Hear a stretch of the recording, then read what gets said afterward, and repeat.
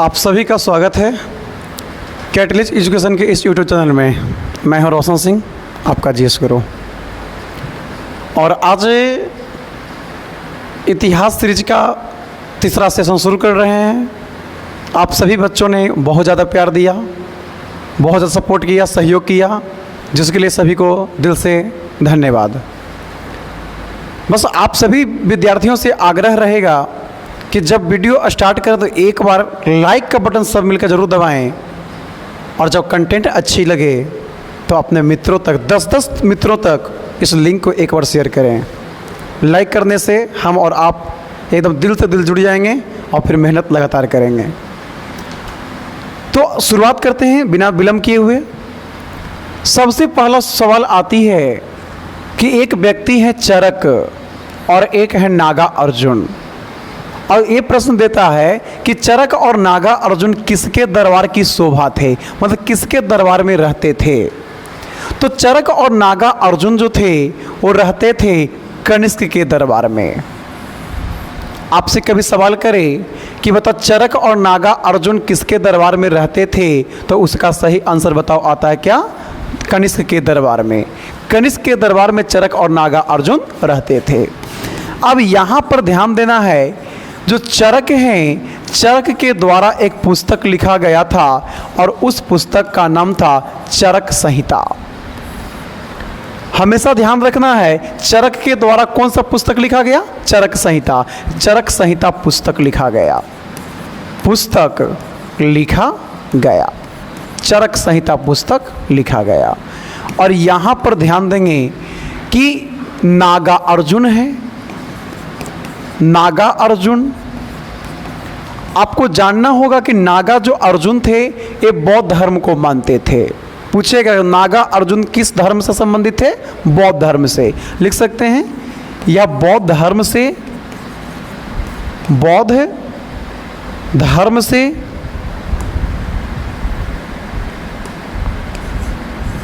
बौद्ध धर्म से संबंधित थे, संबंधित थे। और यही नागा अर्जुन को शून्यवाद का संस्थापक भी कहा गया है। शून्यवाद का संस्थापक। आपसे कभी सवाल करे कि शून्यवाद का संस्थापक किसे कहा गया, तो उत्तर बोलना है नागा अर्जुन को। और चरक संहिता के लेखक बताओ कौन है? चरक हैं। चरक संहिता जो पुस्तक है, आपके से प्रश्न करेगा कि चरक संहिता पुस्तक जो लिखा गया किस विषय पर लिखा गया, तो हमेशा ध्यान रखना है चिकित्सा शास्त्र पर। चिकित्सा शास्त्र पर लिखा गया था, चिकित्सा शास्त्र पर लिखा गया था। बोलो क्लियर हो गया बुआ?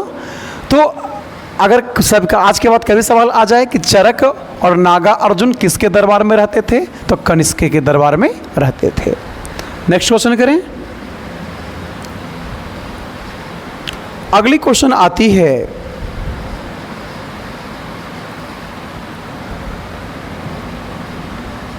निम्नलिखित में से किसने बड़े पैमाने पर स्वर्ण मुद्राएं चलाई थी? तो देखो सबसे ज़्यादा स्वर्ण मुद्रा चलाने वाला गुप्त वंश था, लेकिन यहाँ पे चॉइस के अगर अकॉर्डिंग देखा जाए तो सबसे ज़्यादा अगर स्वर्ण मुद्रा चला था तो कुषाण शासकों के द्वारा चलाया गया था। कुषाण शासक सबसे ज़्यादा स्वर्ण मुद्रा ऑप्शन के अकॉर्डिंग चलाया था। अब यहाँ पर ध्यान दीजिएगा, कुषाण वंश। तो कुषाण वंश का राजा जो कनिष्क है, यही कनिष्क भारत में पहली बार शुद्ध सोना का सिक्का लाया। शुद्ध सोना का सिक्का लाया, शुद्ध सोना का सिक्का लाया। अब देखो सिक्का से संबंधित हमेशा प्रश्न आ रहा है। हमको लगता है बउआ कि सिक्का से संबंधित जितने प्रश्न हैं वो सारे प्रश्न को एक जगह कर देते हैं। जैसे सिक्का, तो सिक्का में सबसे पहला सवाल आती है कि सिक्का का अध्ययन किस में किया जाता है, तो न्यूमिस्मैटिक में। लिख सकते हैं पहला बात, सिक्का का अध्ययन, सिक्का का अध्ययन न्यूमिस्मैटिक, न्यूमिस्मैटिक में किया जाता है। सिक्का का अध्ययन न्यूमिस्मैटिक में किया जाता है। दूसरा इंपॉर्टेंट बात आपको पता है ऑलरेडी कि सिक्का मौर्य काल से प्रारंभ हुआ था। मौर्य काल से प्रारंभ हुआ था। सिक्का मौर्य काल से प्रारंभ हुआ था। तीसरा बात आता है भारत में पहली बार सोना का सिक्का कौन चलाया? तो स्वर्ण मुद्रा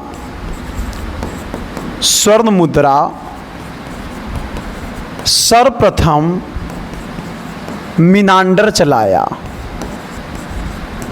स्वर्ण मुद्रा सर्वप्रथम मिनांडर चलाया। चौथा सबसे इंपॉर्टेंट बात अगर आपसे पूछे कि स्वर्ण मुद्रा कौन चलाया? मिनांडर। सर्वाधिक स्वर्ण मुद्रा गुप्त वंश में चला। गुप्त वंश में चला। इसके अलावा अगर देखा जाए सातवाहन शासक ने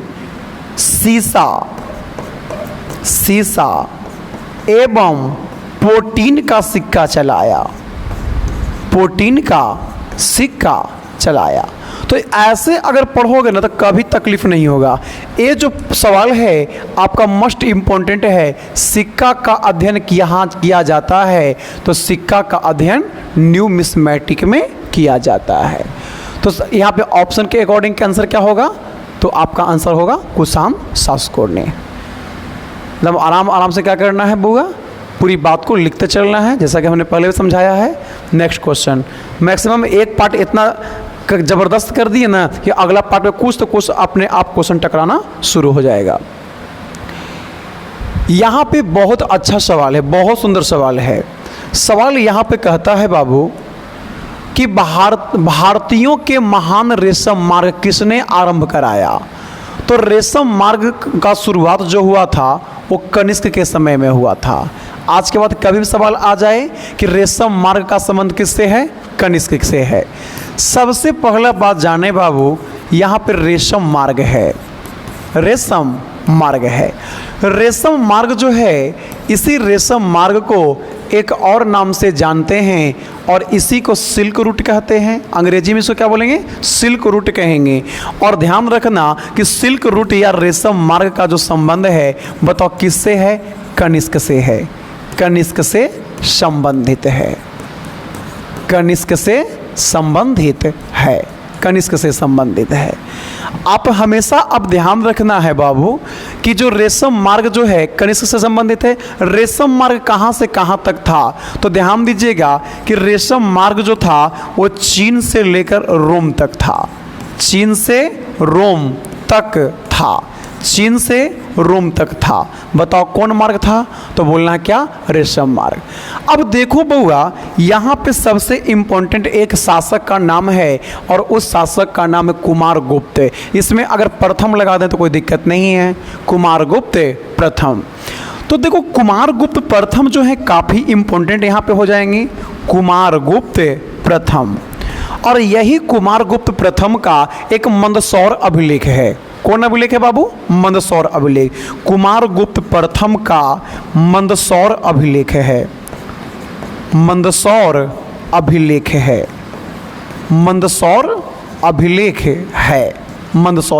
है। और ये जो मंदसौर अभिलेख आप देख रहे बाबू, मंदसौर अभिलेख, यही मंदसौर अभिलेख से रेशम बुनकरों का जानकारी मिलता है। आपसे सवाल करेगा कि बताओ रेशम बुनकरों का जानकारी किस अभिलेख से मिलता है? तो मंदसौर अभिलेख। तो कुमारगुप्त प्रथम का मंदसौर अभिलेख है जिससे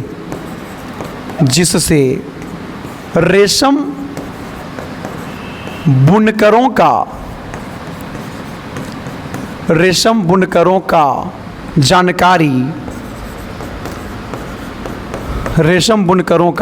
जानकारी मिलता आपसे कभी सवाल करे कि रेशम बुनकरों का जानकारी बताओ किस अभिलेख से मिलता है, तो रेशम बुनकरों का जो जानकारी मिलता है वो आपका मंदसौर अभिलेख से मिलता है। मंदसौर अभिलेख कहाँ है, तो ध्यान रखना है कि मंदसौर जो अभिलेख है ये मध्य प्रदेश में है। मंदसौर अभिलेख कहाँ है, मध्य प्रदेश में है। तो यहाँ पर देखो रेशम से संबंधित जब बातें आई तो रेशम से संबंधित बातें में दो बात क्लियर हुआ कि रेशम मार्ग का संबंध कनिष्क से है, और दूसरा सवाल आता है कि रेशम बुनकरों का जानकारी किस अभिलेख से मिलता है, तो उस अभिलेख का नाम क्या होगा बाबू, मंदसौर अभिलेख होगा। नेक्स्ट क्वेश्चन करें आगे।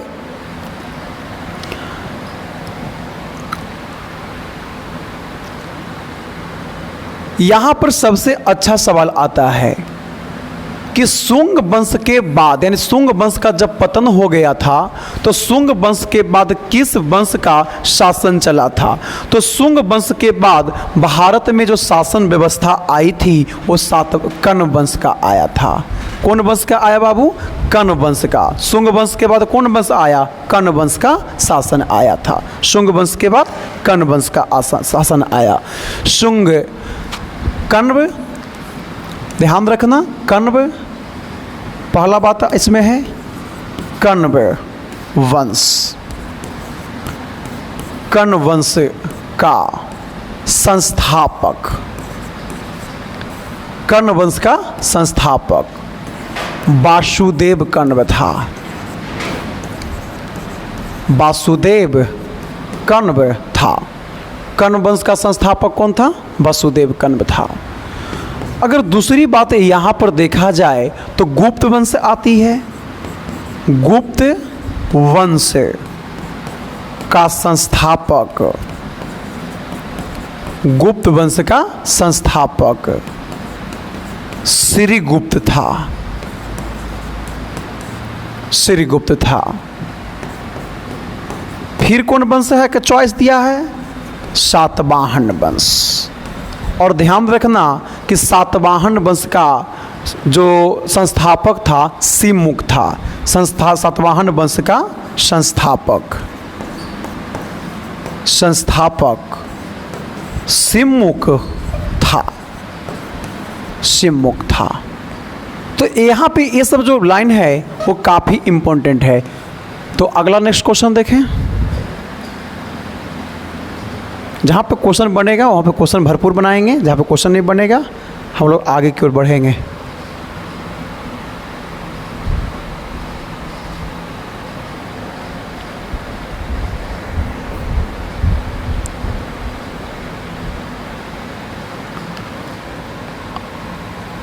अगला क्वेश्चन है, किस चीनी जनरल ने कनिष्क को हराया था, तो उसका सही आंसर मिलेगा पेन चाओ। पेन चाओ, पेन चाओ, पेन चाओ ने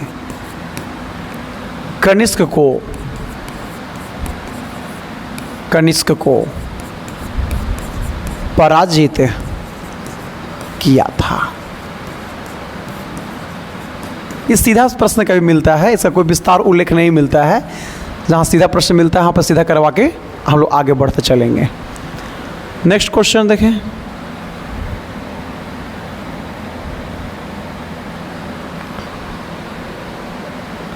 यहाँ पे क्वेश्चन दिया है कि प्राचीन भारत में निम्न में से किस एक नियमित रूप से सोने के सिक्के चलाए थे। तो नियमित रूप से सोना का सिक्का जो चलाया था वो कुषाण ने चलाया था। कौन चलाया, कुषाण ने। और पिछला वीडियो में सब आपका सिक्का से संबंधित जितने भी प्रश्न हैं वो सारे प्रश्न करवा चुके हैं, सारे प्रश्न आपका हो चुका है। एक सीरीज बढ़िया से होता है तो अगला जो सीरीज है अपने आप ये होना शुरू हो जाता है। लगता है सब पढ़ा लग रहा है। तमिल का गौरव ग्रंथ जीवक चिंतामणि किस धर्म से संबंधित है, तो उसका सही उत्तर मिलता है बाबू जैन धर्म से। चिंतामणि का संबंध किस धर्म से है, जैन धर्म से। चिंतामणि जैन धर्म से संबंधित है। अगला क्वेश्चन क्या कहता है, अगला सवाल कहता है निम्नलिखित में राजवंशों में किसका उल्लेख संगम साहित्य में नहीं हुआ है। संगम साहित्य में नहीं हुआ है। तो ध्यान देना, चोल वंश था, चेर वंश था, पांड्य वंश था और कदम वंश का चर्चा नहीं है। इसलिए सही आंसर बताओ क्या होगा? कदम वंश। सबसे पहले यहाँ पर ध्यान देना है संगम वंश या संगम काल कह सकते हैं। संगम काल, संगम काल में अगर देखा जाए तो हमेशा ध्यान रखना 3 वंश आया था। संगम काल में के वंश आया? 3 वंश आया, जिसमें सबसे पहला अगर देखा जाए तो चोल वंश आया। चोल के बाद अगर देखा जाए तो चेर वंश आया और चेर वंश के बाद अगर देखा जाए तब उस वंश का नाम होगा पांड्य वंश। चोल वंश, चेर वंश और पांड्य वंश, ये 3 को जो वंश आया, 3 को जो वंश आया इस संगम काल में आया। चोल, चेर और पांड्य। अब इसमें सबसे इम्पोर्टेंट बात पहला चलेगा कि चोल वंश का प्रथम शासक पूछेगा। चोल वंश का प्रथम शासक, और दूसरा आपसे पूछ सकता है कि चोल वंश का अंतिम शासक कौन था। तो चोल वंश का जो प्रथम शासक था उस शासक का नाम था विजयालय। चोल वंश का जो प्रथम शासक था उसका नाम था विजयालय। विजयालय। और ध्यान रखना है कि अगर अंतिम शासक पूछे तो इसका अंतिम शासक था राजेंद्र चोल तृतीय। राजेंद्र चोल तृतीय जो था ये चोल वंश का अंतिम शासक था, लेकिन अगर देखा जाए कि चोल वंश के संस्थापक कौन था? विजयालय था। सबसे इम्पोर्टेंट बात आपसे यहाँ पर पूछ सकता है कि चोल वंश जो था, इस चोल वंश की राजधानी कहाँ थी? तो चोल वंश का जो राजधानी था वो तंजावुर था। चोल वंश की राजधानी कहाँ था? तंजावुर, या इसी को बहुआ तंजौर भी लिखा मिलेगा। क्या मिलेगा? तंजौर। तंजौर, तंजावुर या तंजौर चोल वंश की राजधानी हुआ करती थी।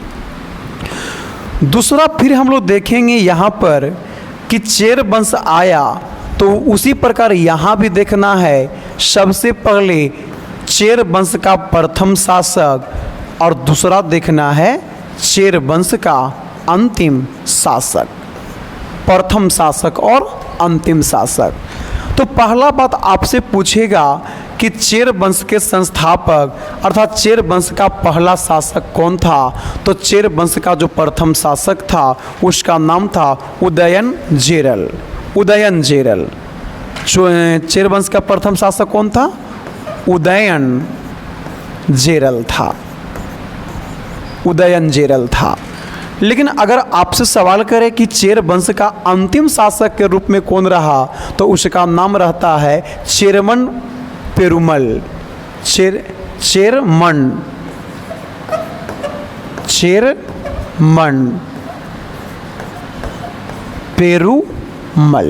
पेरुमल। सबसे इम्पोर्टेंट बात आपसे पूछेगा कि बताओ इसकी राजधानी कहाँ थी?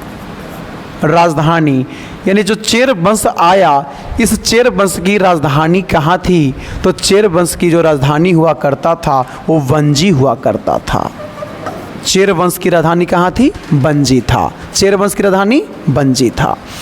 उसके बाद यहाँ पर सबसे इम्पोर्टेंट कौन है? तो आपका पांड्य वंश है। और ये पांड्य वंश में आपको हमेशा खाली राजधानी इम्पोर्टेंट है, और ये हमेशा पूछता है कि बताओ पांड्य वंश की राजधानी कहाँ हुआ करती थी? तो ध्यान रखना कि पांड्य वंश का जो राजधानी हुआ करता था, पांड्य वंश का जो राजधानी हुआ करता था वो मदुरई था। पांड्य वंश की राजधानी कहाँ थी? मदुरई था। तो चोल वंश, चेर वंश और पांड्य वंश, यानी पहला बात दिमाग में सेट करना है। पहला बात दिमाग में सेट करना है कि जो चोल वंश आया वो चोल वंश की राजधानी कहाँ बना?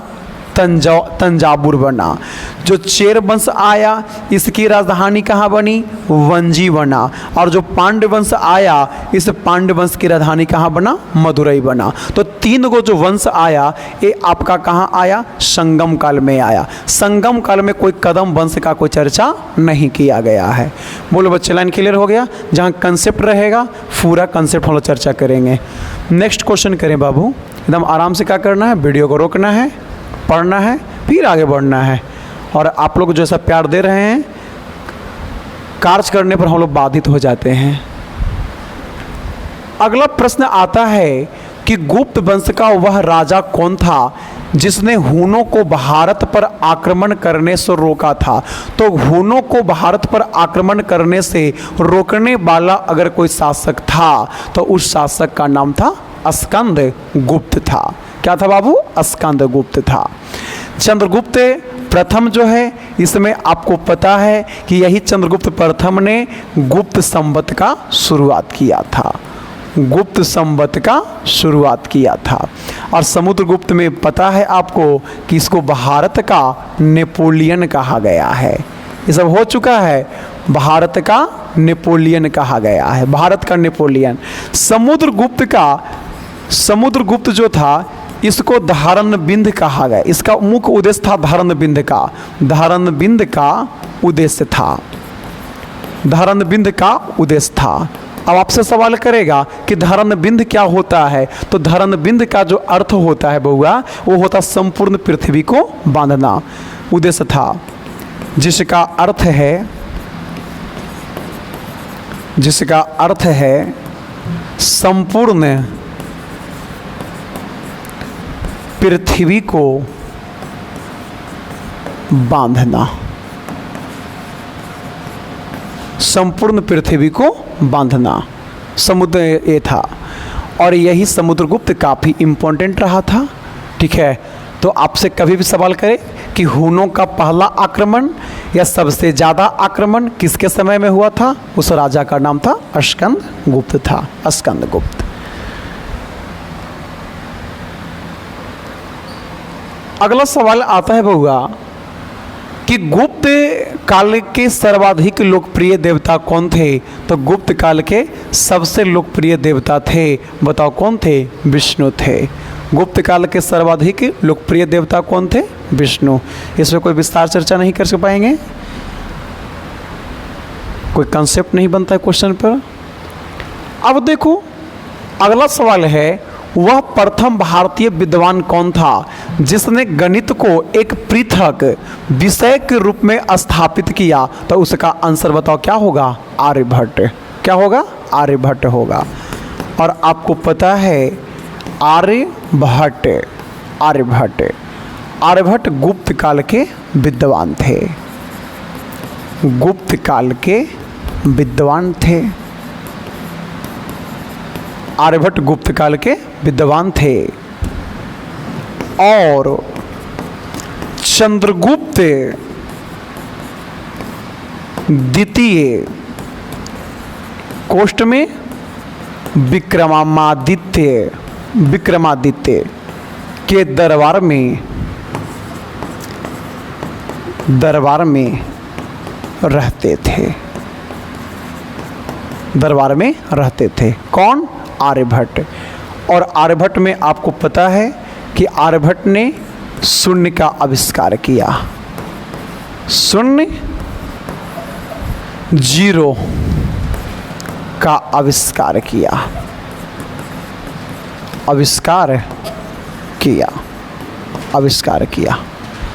ध्यान रखिएगा, आर्यभट्ट कहाँ से थे? बिहार। आर्यभट्ट कहाँ से थे बाबू? बिहार से थे। अगला क्वेश्चन देखें।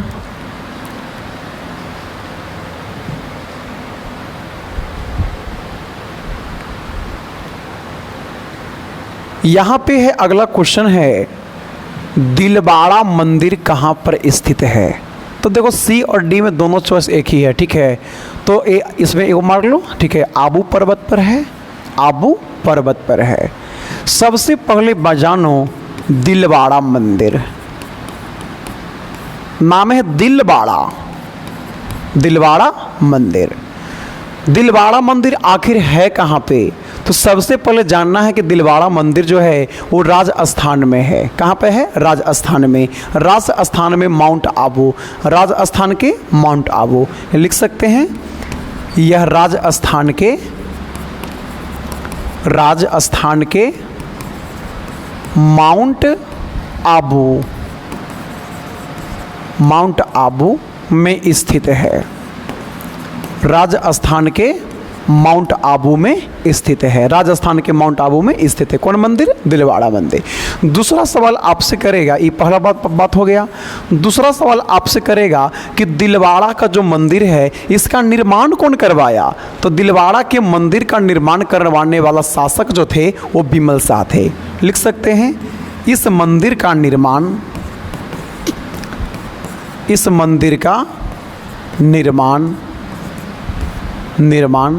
बिमल शाह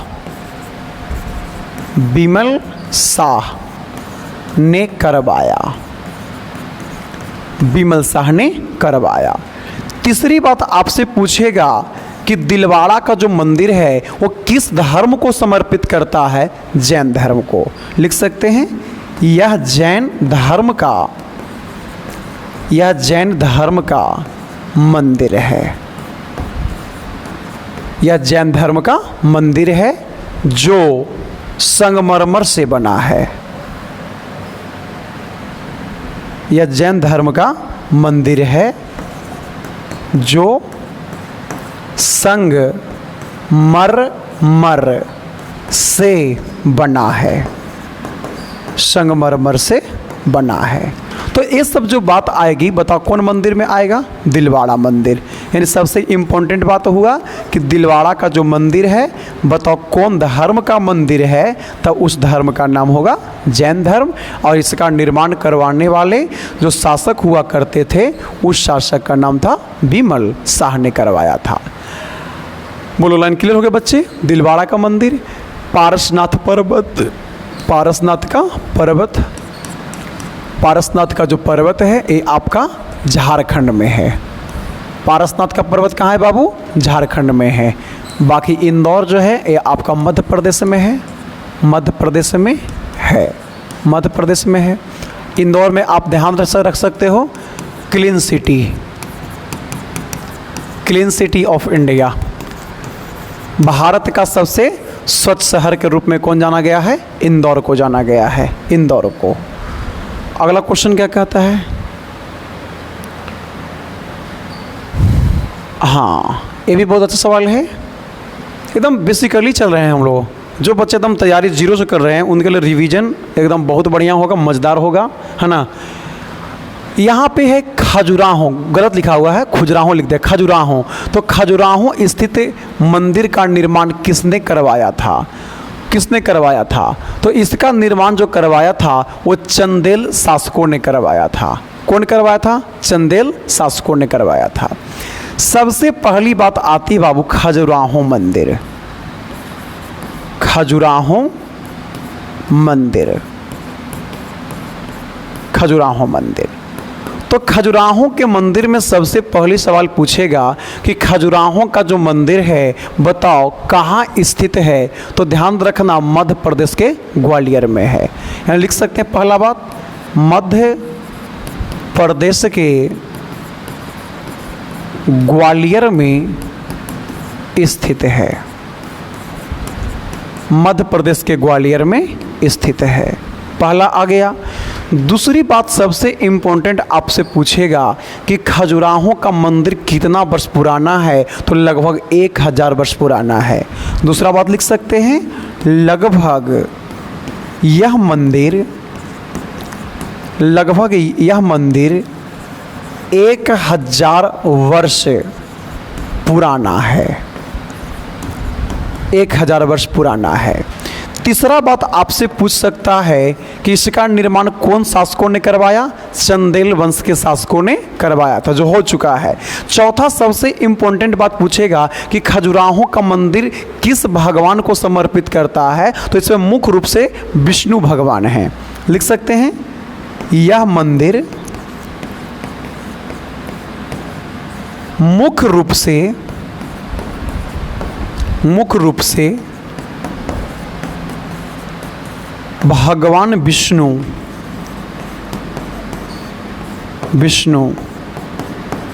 को समर्पित करता है। भगवान विष्णु को समर्पित करता है। मुख्य रूप से कौन भगवान को करता है? विष्णु का करता है। तो ध्यान रखना कि खजुराहो का मंदिर चंदेल शासकों ने करवाया, जो आपको कहाँ पे है? ग्वालियर में है। बोलो बच्चे, लाइन क्लियर हो गया? अगला क्वेश्चन का स्लाइड देखें। अगला क्वेश्चन कहता है कि लिंग राज मंदिर की नींव किसने डाला था? तो लिंग राज मंदिर का जो नींव डालने वाला व्यक्ति था ययाति केसरी था, ययाति ने किया था। लिंग राज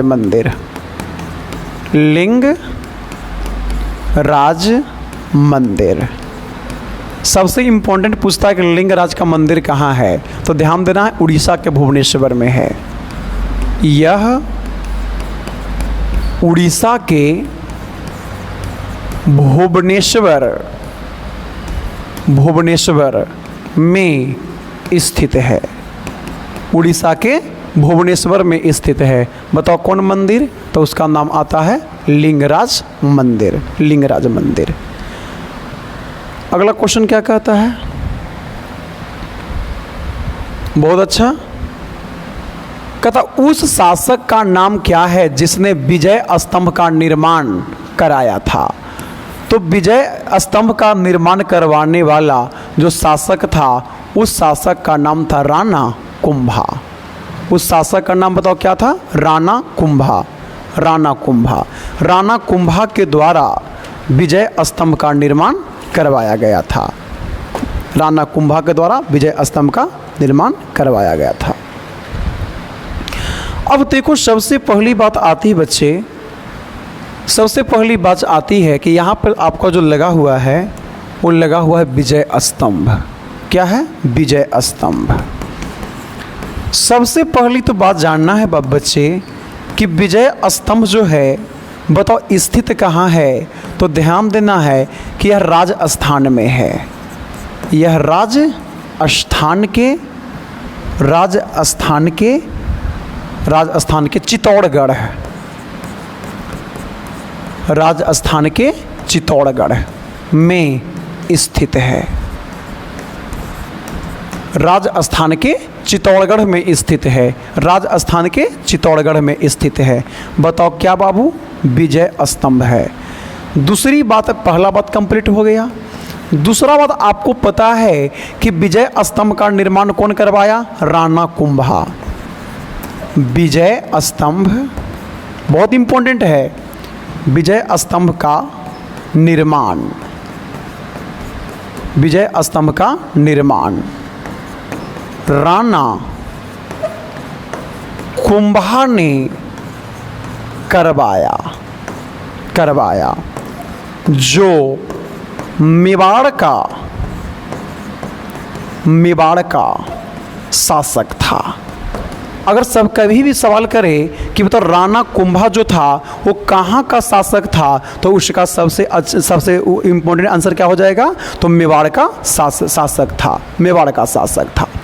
तीसरी सबसे इम्पोर्टेंट बात आती है कि बताओ राणा कुंभा के द्वारा विजय स्तंभ का निर्माण क्यों करवाया गया? तो ध्यान देना, यहाँ पे एक लड़ाई हुई थी, सारंगपुर की लड़ाई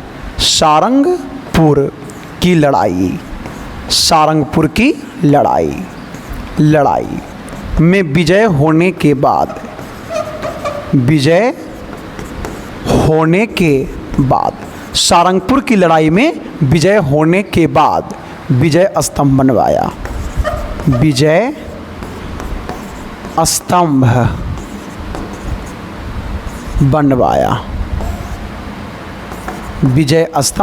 बनवाया। तो विजय स्तंभ का निर्माण करवाने वाला कौन था? राणा कुंभा। विजय स्तंभ कहाँ है बाबू? तो इसका आंसर चित्तौड़गढ़ कहाँ है बाबू? राजस्थान में है। कोई प्रॉब्लम नहीं सर। अगला क्वेश्चन कहता है बउआ, नेक्स्ट क्वेश्चन चलें। हाँ, बहुत अच्छा सवाल है। तो प्रश्न दिया है कि सेन वंश का संस्थापक कौन है? सेन वंश का संस्थापक कौन है? तो सेन वंश का संस्थापक जो था होगा उसका आंसर होगा, बताओ क्या? विजय सेन। सेन वंश का संस्थापक कौन होगा? विजय सेन होगा, विजय सेन। यानी यहाँ पे ध्यान रखना, सेन वंश, सेन वंश। और सेन वंश में पहला बात ध्यान रखना है, संस्थापक आपसे पूछ सकता है, और दूसरा आपसे पूछ सकता है क्या? अंतिम शासक पूछ सकता है, अंतिम शासक। तो सेन वंश का जो संस्थापक हैं उसका नाम हो जाएगा विजय सेन हो जाएगा, विजय सेन। और अंतिम शासक अगर देखा जाए तो इसका अंतिम शासक था लक्ष्मण सेन, लक्ष्मण सेन। ध्यान देना, सेन वंश के संस्थापक विजय सेन था और अंतिम शासक कौन था? लक्ष्मण सेन था, लक्ष्मण सेन था। और यहाँ पर बहुत अब देखो अगला क्वेश्चन ध्यान देंगे तो सेन वंश में अगर आपसे पूछे कभी भी संस्थापक तो विजय सेन, अंतिम शासक लक्ष्मण सेन था। अगला क्वेश्चन कहता है बउआ, अगला क्वेश्चन कहता है, यहाँ पे ध्यान देखिए और जोड़ सकते हैं, सेन वंश है ना, यह वंश बंगाल में थी, बंगाल में थी। यह वंश कहाँ थी बाबू? बंगाल में थी। अगला क्वेश्चन क्या कहता है?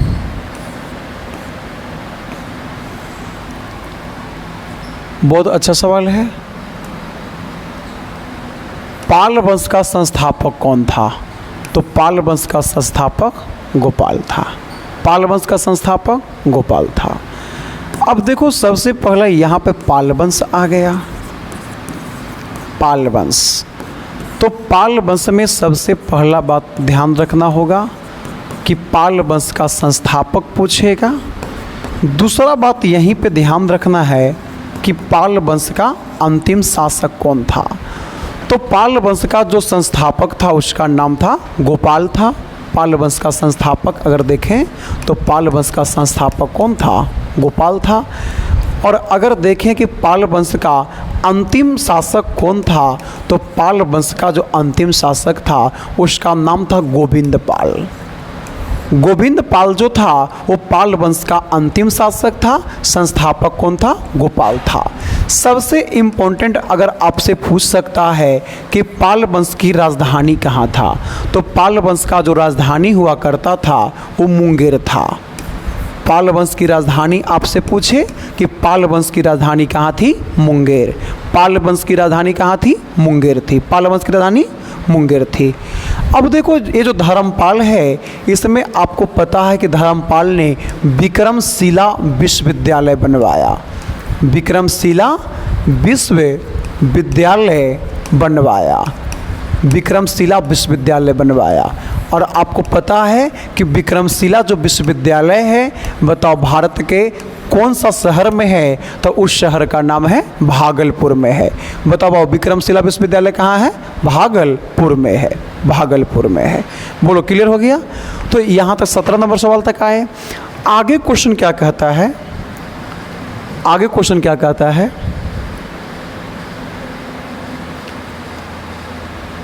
बहुत अच्छा सवाल है। सवाल कह रहा है बाबू कि बताओ अजय पाल जो थे वो किसका संस्थापक हुआ करते थे? तो अजय पाल जो संस्थापक थे अजमेर शहर का थे। अजय पाल जो थे अजमेर शहर का थे।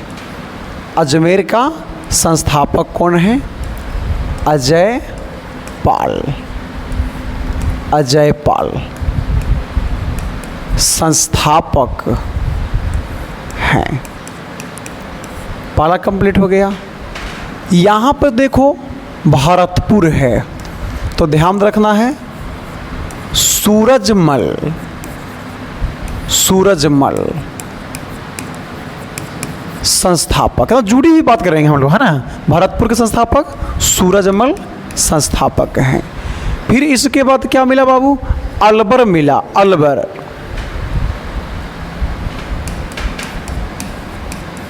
राब राजा प्रताप सिंह। राब राजा प्रताप सिंह, राब राजा प्रताप सिंह अलवर के संस्थापक हैं। देखो एकदम पूरी कहानी टूट रही है। तो मैंने एक प्रश्न पर जितने भी चॉइस बन रहे हैं, उस लाइक जितना भी क्वेश्चन बन रहा है, वो सारे क्वेश्चन को हम लोग आगे करवाते हुए बढ़ रहे हैं। बोलो क्लियर होगा बाबू? अगला सवाल क्या कहता है? अगला सवाल कहता है बउआ,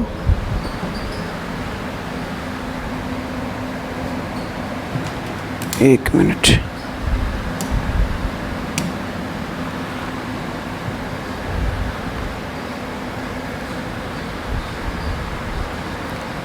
अगला क्वेश्चन है बाबू, बहुत अच्छा सवाल है। किसने सोमपुर महाविहार का निर्माण करवाया? क्वेश्चन दिया है किसने सोमपुर महाविहार का निर्माण करवाया।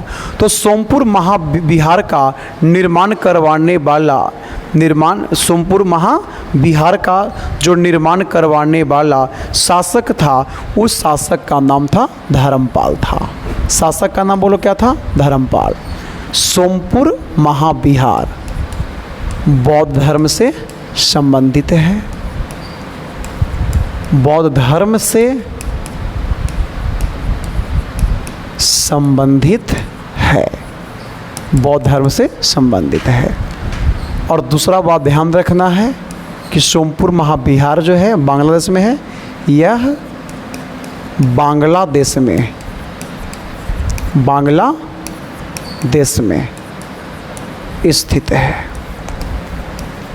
कहाँ है? बांग्लादेश में स्थित है। सोमपुर महाविहार कहाँ है बाबू? बांग्लादेश में स्थित है।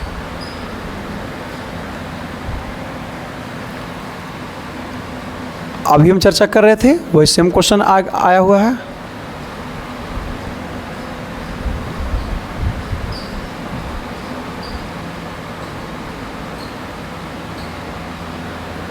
अगला क्वेश्चन है, विक्रमशिला शिक्षा केंद्र के संस्थापक कौन हैं? तो विक्रमशिला शिक्षा केंद्र के संस्थापक कौन हैं? धर्मपाल हैं। अभी चर्चा किए थे, पढ़ाया हुआ बात है। लगभग क्वेश्चन इसमें, इस सीरीज में लगभग क्वेश्चन उधर पिछला मैच कर रहा है ना। अब देखो बहुत अच्छा लाइन है, यादव सम्राटों की राजधानी कहाँ थी? तो यादव सम्राटों की जो राजधानी था वो देवगिरी था। कहाँ था बाबू? देवगिरी था। अब देखो यहाँ पे ये सब दक्षिण भारत में है। यहाँ पर देखो एक कहानी बता दें, अलाउद्दीन खिलजी का दक्षिण भारत का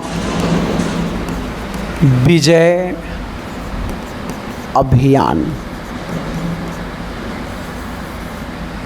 अलाउद्दीन खिलजी का दक्षिण भारत का विजय अभियान, जिसमें सबसे पहला जो आक्रमण हुआ था वो देवगिरी पर, चॉइस के अनुसार हम कर लिए। और दूसरा जो आक्रमण हुआ था वो वारंगल पर आक्रमण हुआ था। और अगर बढ़ा दें तो एक आक्रमण होयसल पर हुआ था, होयसल पर, और एक जो आक्रमण हुआ था उस जगह का नाम था मदुरई। क्या था बाबू? मदुरई था। सबसे इम्पोर्टेंट बात है, देवगिरी पर आक्रमण कब किया था? 1306 में। वारंगल पर आक्रमण 1309 में। होयसल पर आक्रमण 1309 में। मदुरई पर आक्रमण 1311 में। सबसे खास बात तो इसमें ये है बउआ, सबसे खास बात ये है, मल्लिक काफूर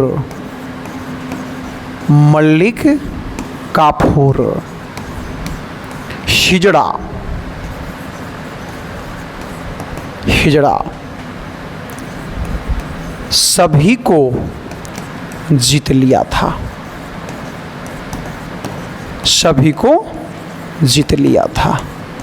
मल्लिक काफूर जो हिजड़ा था ना, वो सभी को क्या कर लिया बाबू? जीत लिया। तो यादव सम्राटों की जो राजधानी था वो बताओ कहाँ पे था? देवगिरी।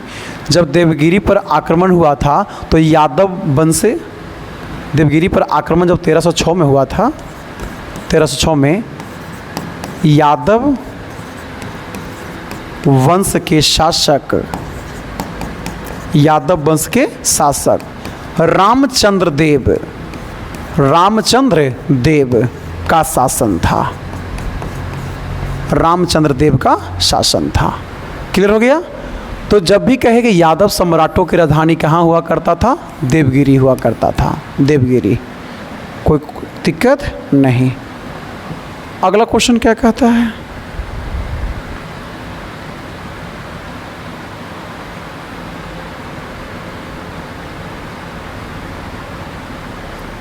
अगला क्वेश्चन है बउआ, एलोरा गुफाओं का निर्माण किसने करवाया था? तो एलोरा के गुफाओं का निर्माण कौन करवाया? राष्ट्रकूट ने करवाया। कौन करवाया? राष्ट्रकूट ने करवाया। एलोरा महाराष्ट्र में स्थित है, महाराष्ट्र में स्थित है। एलोरा कहाँ है बाबू? महाराष्ट्र में स्थित है। अगला क्वेश्चन,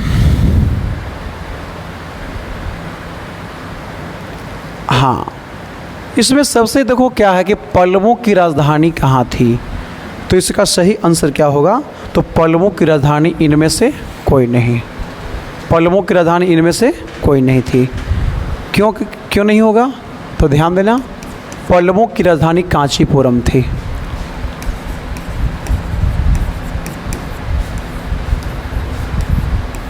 पल्लवों की राजधानी कांचीपुरम थी। पल्लवों की राजधानी कहाँ थी बाबू? कांचीपुरम थी। अब देखो, तुमको लग रहा होगा सर यहाँ पर 3 चॉइस और दे दिया, प्राकृत, संस्कृत और तमिल। तो ध्यान दीजिएगा, प्राकृत जो थे, प्राकृत के अलावा संस्कृत है, और संस्कृत के अलावा क्या है? तमिल है। यहाँ पे ध्यान रखना, पल्लव वंश का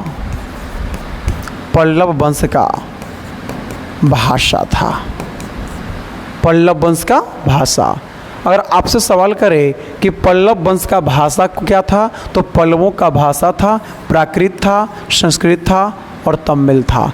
लेकिन पल्लव वंश की अगर राजधानी पूछे तो ध्यान रखना है बउआ कि पल्लव वंश का जो राजधानी हुआ करता था वो बताओ कहाँ हुआ करता था? कांचीपुरम। पल्लवों की राजधानी कांचीपुरम में था। अगला क्वेश्चन 23 तक हो गया। अगला क्वेश्चन बड़ा इम्पोर्टेंट है बाबू। इसमें कह रहा कि चोल युग जो था वो किसके लिए प्रसिद्ध था? तो चोल जो युग था एक ग्रामीण सभाएं के लिए प्रसिद्ध था। ग्रामीण सभा के लिए चोल वंश जो था ये काफ़ी प्रसिद्ध हुआ करता था। अब आपको यहाँ पर ध्यान रखना है कि चोल वंश में आपको बता चुके हैं कि चोल वंश का संस्थापक कौन है, चोल वंश की राजधानी कहाँ थी, चोल वंश का अंतिम शासक कौन था, वो ध्यान आपको है। लेकिन चोल वंश में एक बात यहाँ पे हम और जोड़ कर चलेंगे। चोल वंश के पास प्राचीन काल में सबसे शक्तिशाली नौसेना थी। सबसे शक्तिशाली नौसेना थी। ये लाइन बड़ा इम्पोर्टेंट है। अगर आपसे कभी भी सवाल करे कि बताओ प्राचीन काल में सबसे शक्तिशाली नौसेना किस वंश के पास थी, तो सबसे शक्तिशाली नौसेना जो थी वो बताओ कौन वंश के पास था? चोल वंश के पास था। बोलो बच्चे, लाइन क्लियर हो गया। और अगला क्वेश्चन देखेंगे।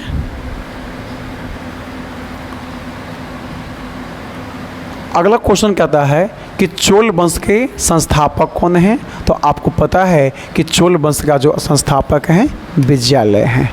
पढ़ा चुके थे, पिछले में करवा दिए थे कि चोल वंश के संस्थापक, अंतिम शासक और उसका राजधानी कहाँ था। तो ध्यान दीजिएगा, चोल वंश का जो संस्थापक हैं वो कौन है? विजयालय हैं।